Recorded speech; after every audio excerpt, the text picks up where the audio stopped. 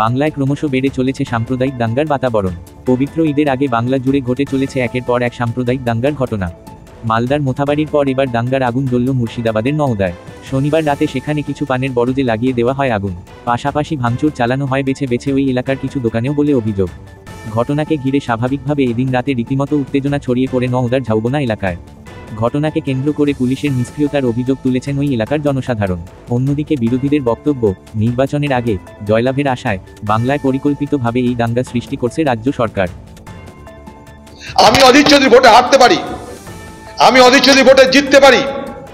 আমি মনে করি মুর্শিদাবাদের মানুষ যাদের ভোট নিয়ে আমি এমপি হয়েছি, তারা আমি ভোটে হারি বা জিতি, তারা আমার ভাই, আমার বন্ধু, আমার আত্মীয়। তাদের সঙ্গে আমার আত্মীয়তা, আন্তরিকতা, সম্প্রীতি এবং বন্ধুত্বের সম্পর্ক।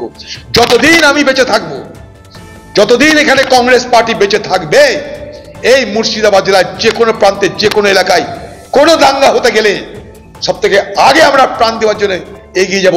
দাঙ্গা থামাবো, এই কথা মুর্শিদাবাদ মানুষকে বলতে চাই।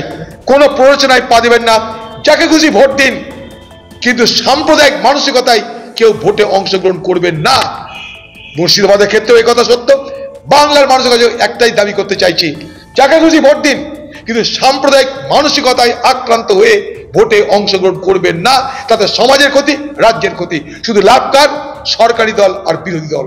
বলেছিলাম যে আরো এই ধরনের ঘটনা ঘটলে মমতা বন্দ্যোপাধ্যায় গোটা রাজ্য জুড়ে যত ভোট এগিয়ে আসবে তত এই ধরনের ঘটনা ঘটানোর ব্যবস্থা করবে তার লোকেদেরকে। বলবেন কেন? তার কারণ হচ্ছে সিম্পল, অঙ্কের হিসেব। অঙ্ক যারা বোঝে সেটা হচ্ছে মুসলিম ভোট পশ্চিমবঙ্গে 100% পোলারাইজেশন হয়, হিন্দু ভোট পোলারাইজেশন হয় না। সেজন্য মুসলিমদেরকে ভয় দেখিয়ে তাদের ভোট নিজের পকেটে ভরার জন্য মাননীয় মুখ্যমন্ত্রী এই ধরনের বহু ঘটনা তার নিজের লোকেদেরকে দিয়ে পায়।